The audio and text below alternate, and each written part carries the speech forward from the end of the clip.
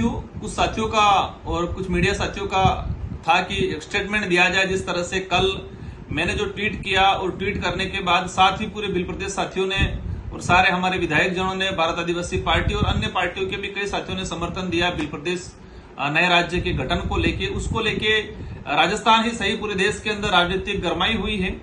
मेरा एक अनुरोध, मेरा एक आप सबको अवगत कराना है कि ये पहली बार डिमांड नहीं उठी है, न पहली बार मैंने पोस्ट किया है, न ही पहली बार किसी और ने पोस्ट किया है। ये पिछले लंबे समय से ये डिमांड चल रही है और इन्हीं 15 जुलाई को, कल जो दिनांक 15 जुलाई थी, पिछले 5 सालों का मेरे सोशल मीडिया अकाउंट पे निकाल के देखेंगे तो हर प्रतिवर्ष हमने इस तारीख को ये पोस्ट किया है।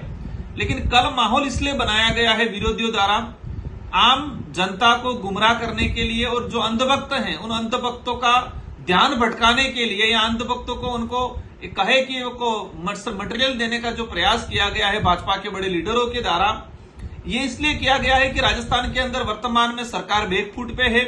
मध्य प्रदेश के अंदर आदिवासियों के साथ अत्याचार रात दिन सरकार कर रही है। साथ ही गुजरात के अंदर भी यही स्थिति बनी हुई है।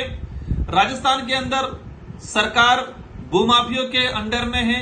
राजस्थान के अंदर सरकार पेपर लीक वाले मामले में फेल हो रही है, किसी प्रकार का जवाब नहीं दे पा रही है।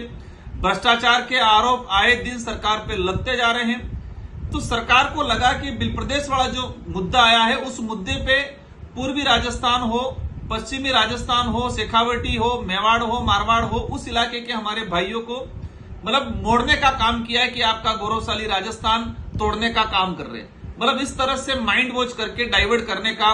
और हमारे पूर्व विधानसभा साथी, एज ए सीनियर साथी हैं राठौड़ साहब, राजेंद्र राठौड़ ने कहा कि राजकुमार सांसद महोदय आग से खेल रहे हैं, और उन्होंने कहा कि ये नक्सलवादी, ये हमेशा एजेंडा रहा है कि जब भी आदिवासी समुदाय हक अधिकार की बात करता है तो उस पर माओवादी नक्सलवादी का आरोप लगा के उनको बदनाम करके उनको दबाने का प्रयास किया जाता है। मेरा मानना है और मेरा कहना है राठौड़ साहब से कि बिल प्रदेश की जो डिमांड है वो आज की नहीं है, पहले से।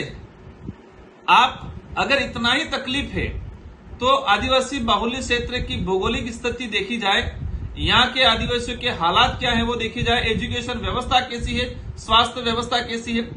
मेरा भाजपा के लीडरों से अनुरोध है, अगर आपको इतना ही तकलीफ हुआ है अलग राज्य बनाने या राजस्थान को तोड़ने की जो बात हो रही है, गौरवशाली राजस्थान आज हमारा राजस्थान है, अपना राजस्थान है, भविष्य में बिल प्रदेश बनता भी है, फिर भी हमें राजस्थान पे गौरव रहेगा।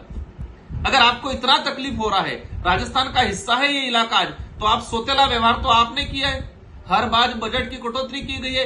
टीएडी डिपार्टमेंट का राठौड़ साहब से मेरा अनुरोध है, इस पे भी स्टेटमेंट दिया जाए कि 1500 करोड़ रुपया लैप्स क्यों हुआ आपकी सरकार में।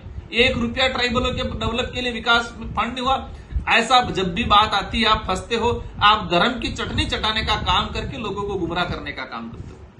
मेरा अनुरोध है, अगर इतना ही तकलीफ हुआ है तो आने वाला जो बजट घोषणा है, उस बजट घोषणा में टोटल जो बजट है उसका 30% बजट शेड्यूल एरिया के इस ट्राइबल इलाके के लोगों के लिए स्वास्थ्य और शिक्षा पे खर्च कर दिया जाए, तो मैं मान जाऊंगा कि आपको तकलीफ है, ये इलाका अलग हो रहा है। सिर्फ पर बयानबाजी करने से, आरोप प्रत्यारोप करने से भला नहीं होने वाला है।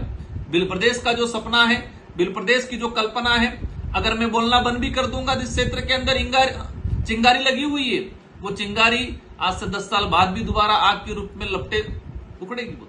वो तो होना ही है। भविष्य में बिल प्रदेश बनना ही है, इसलिए राजनीतिक करना और आरोप प्रत्यारोप करना बंद करें। यहाँ के क्षेत्र की भावनाओं को समझे, ये डिमांड क्यों उठ रही है, ये डिमांड तेजी क्यों पकड़ रही है, आप कैसे इस इलाके को जो सोतला व्यवहार कर रहे हो उन पे आप लोग ध्यान दिया जाए। बाकी आरोप प्रत्यारोप करना तो कोई भी कर सकता है, लेकिन हकीकत क्या है धरातल पे, जो हम जानते हैं, यहाँ की जनता जानती है, यहाँ का आम युवा, पढ़ा लिखा शिक्षित युवा जो समझता है कि क्या हकीकत है।